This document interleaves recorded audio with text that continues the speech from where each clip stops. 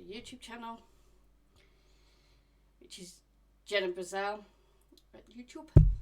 And now I'm going to take a look at some UFOs and abductions, and we're going to have a discussion about UFOs and abductions and whether you think they're real, whether you think there's something else that's going on. So let's go have a listen to this wonderful video from 16 Minutes Australia. There's two types that I see. One type is about 3 feet tall, very dark, very ugly, not humanoid at all. The others are very, very tall, very lizard-looking, not pleasant. The creatures that I have seen mostly have been the grays. And when I say tall, I'm not talking 6 feet. I'm talking very tall, like 10 feet tall. Usually about 3 to 4 foot tall. Real big, almond-shaped, black eyes. The face was oval. The being itself couldn't have been more than 3 feet tall. It was sitting cross-legged at the top left-hand corner of my bed. Crazy? Off the planet? Out of their tree? Well, probably. But you certainly wouldn't come here to Harvard University to look for support for those beliefs. In the great tradition of the great universities, Harvard is dedicated to the search for truth, the highest standards of intellectual inquiry. But now, the Harvard University Medical School is embracing little grey men. Little grey men from outer space who actually abduct humans. After I'd worked with 40 or 50... So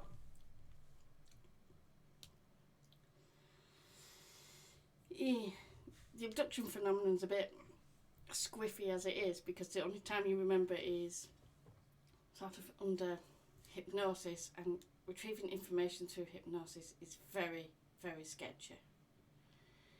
There's actually no evidence you can retrieve information from hypnosis. These people have definitely been through something, and I wouldn't turn around and say they haven't been through something. The fact that it's highly linked to sleep paralysis might have a lot to do with it, but I'm willing to listen to their stories, and I actually believe they've been through something. So let's get that out of the way.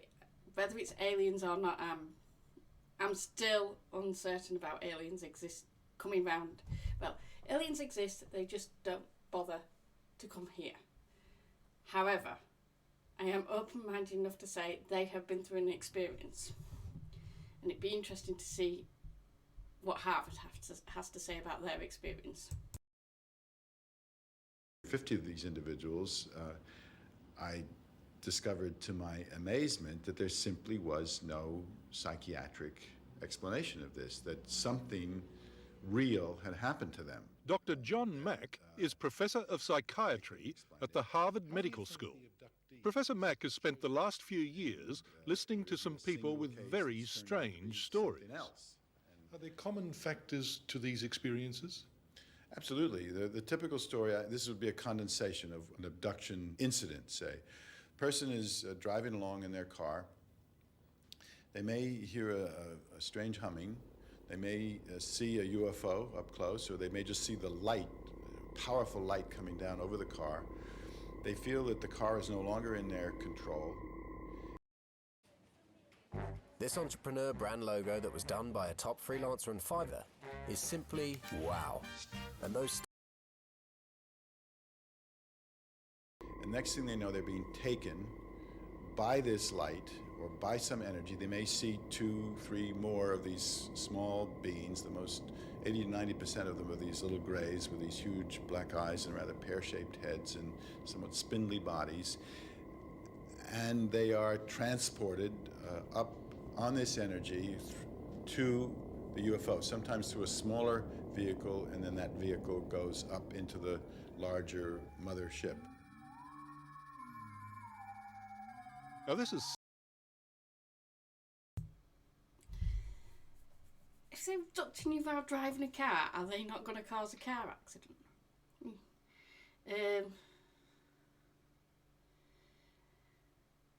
That whole... yeah. it's just freaky, which is why I really, really like it, actually. Alien abduction as a thing, and I'm interested in it. However, well, as yet anyone's got an explanation for it other than alien abduction, so you know what? I'll go with that. Could be demons. It's more than likely aliens. I believe in aliens well before I believe in demons. Let's put it that way. So silly, it's funny. But you can't so simply dismiss a man of Professor Mack's standing. In the field of psychiatry, he's highly regarded. He won a Pulitzer Prize for his acclaimed biography of Lawrence of Arabia. And his current study of alien abduction is published by Macmillan's, a respected company, and it's a bestseller. What has happened to these people is what they say has happened to them, even though I fully recognize that that's not possible in the worldview in which they and I were raised. Well, then how is it possible? Well, that's the question, isn't it? Either we try to shrink the phenomenon into something where it, as far as I can tell, won't fit, or we're going to have to stretch our notions of the possible. Well, we shouldn't be so open-minded that we're flabby, you know.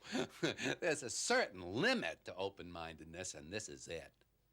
Dr. Paul McHugh is also a professor of psychiatry at the very prestigious Johns Hopkins Medical School in Baltimore. He says Dr. Mack's theories are utter nonsense. Well, Doctor, is the profession embarrassed when one of your colleagues puts forward theories like this? Oh, yes, we're very embarrassed, and embarrassed for the profession and a little worried about John himself. You know. What, he's gone off the rails a bit? Well, John is a man of great gift and great intelligence, but he's also a man who tends to take on enthusiasms, and in this time he's gone too far. We're worried about him. We hope he'll pull himself together and come back. What is this man insinuating about his colleague? Your colleague has a point. You are not investigating this as a phenomenon. You're just turning around and turning a blind eye and saying they're all crazy people. Well, they might be, but what level of crazy do you have to be to have that real sensation of being uplifted into a spaceship? That is a real sensation, and that is a real thing that people are suffering with. So even if it's not alien abduction, it has to be something. You're a douchebag, and he's smug, and he's I mean, do you think that Dr. Mack is off the rails? Off the rails? What does that mean? Well, he's a little deranged. Dr. Melkar Notman is the chairman of John Mack's faculty at Harvard. That means she's his boss. But she doesn't think that believing in little grey men is grounds for dismissal. You know, we've all had those experiences in which you decide something is utter nonsense, and then you really learn that maybe half of it is utter nonsense, and the other half you really should have paid attention to. And I think we've all had that happen, so that I think we don't want to leap in and say you've got to leave the faculty because what you're doing is, you know, bizarre or nonsense. Doctor, do you believe that there are little grey men out there? I personally don't believe any of it. Blue men? Any kind of little grey men. 6 foot, 3 foot, 9 foot? Well, my experiences started when I was very young. I can remember as far back as 6 years old, you know, being in my room, being, you know, just going to bed, and then aware that there were 6 light shafts coming down through the ceiling and would stand around my bed and start turning into a human-like looking form. They do seem to be able to walk through walls and materialize. I thought for a while they were ghosts when I was younger, but these beings materialize into a physical form, so it's hard to say. They might be from another dimension, so to speak, or anything like that. This is happening to you. It is freaky as hell. I mean, if you're seeing people walk through walls and then you're disappearing and you feel like you're being lifted, it's just creepy. Even if it's not aliens, there's something to it. There's a lot more to it than what's been looked into, and people are just saying, "Oh, you're crazy," but it could actually be something's not correct with the brain, or they could be alien abducted. Because no one's looking into it, you won't ever find out. And this is where the problem is with a lot of these things. You look for Bigfoot, and Bigfoot gets dismissed because all the crazies jump in. I think it would be better if more professionals jumped in on this and had a look, and because alien abduction clearly is experienced by a lot of people, be it aliens or psychiatric. Was being rushed at me across the bed. She had a tool in her hand and she was performing some mysterious procedure on me. What did it involve? I wasn't allowed to lift my head, so all I could see was what I could see looking down across my face. And I saw the tool. I don't even want to know what she was doing. It was horrible. It was frightening, and it lasted a long time. For those who have been abducted by aliens, there's a support group with its headquarters just 5 minutes from Harvard. Most of the abductees seem to live near Boston and are patients of Dr. Mack, which makes you wonder how the aliens choose their victims. I have no idea how the abductees are chosen. They seem to cut across every socioeconomic level. They seem to be, this is kind of paradoxical since everyone's always trying to blame this on psychopathology. The surprise that aliens don't know about our socio-economics. Well, reinvented capitalism, reinvented communism, reinvented socialism, and reinvented our monetary systems. If you come from a galaxy far, far away, you do not have the same systems in place. So aliens don't have that same discrimination that anyone else would do. So if they were abducting people and they were grouping people out and they were experimenting on them, it would make sense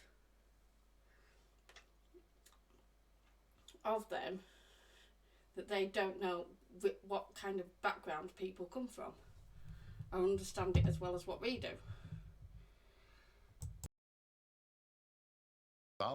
They seem to be unusually mentally sound. In other words, they seem to pick people who are particularly strong, stable, open-minded. I'm not saying that these people who are making these claims are wild people in themselves. They have just developed a wild idea. And we have plenty of patients and plenty of people that have quite strange and false ideas about themselves. For example, feeling that they're a woman when they're a man, or feeling they're fat when they're as thin as a rake. We have all kinds of people like that, and we try to help them to see reality for what it is, not go along with their idea as though they were the judges of truth. There's a certain sensation that you feel when they are around. It's not something you go looking for. It's all of a sudden, it's a sensation within your cell structure, actually. There's a better way to make money on Amazon than selling physical products. 3 years ago, I quit my job and using this exact business model. Has Professor Mack been a helper? He's been a big help. The biggest thing he's done for me is because of who he is. I went to him because I really wanted him to tell me that I was hallucinating, or there was something physiologically wrong with me, or maybe I was just plain crazy. And he didn't. And after listening to me, and he looked me right in the eye and said, you're not crazy. Is it possible that Dr. Mack has stumbled upon a whole new area of psychiatry? No, in fact, all he has discovered is a phenomenon that's been known to psychiatry for decades. In fact, here in this According to Dr. McHugh, the type of stories told by John Mack's patients were first classified as false memories in a psychiatric textbook published in 1912. Is there any danger in what he's doing? Oh, I think there is, yes, and I quite clearly believe that these patients... The problem is, if you're using hypnosis, then you can implant false memories, which is really bad. Or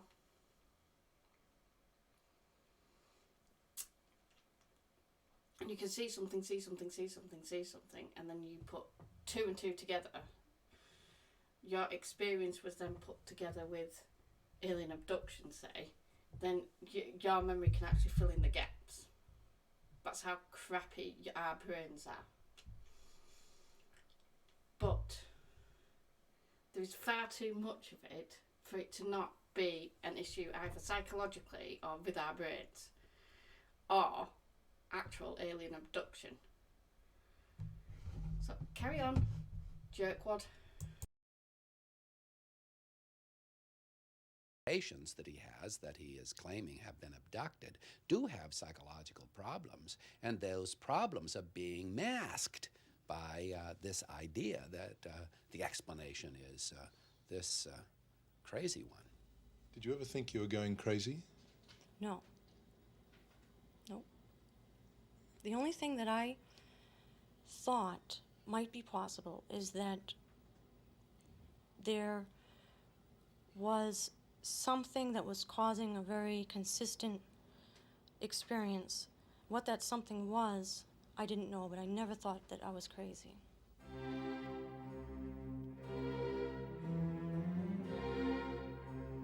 In its long and distinguished history, Harvard University has given the world some notable discoveries. It's just hard to believe, though, that aliens from outer space is one of them.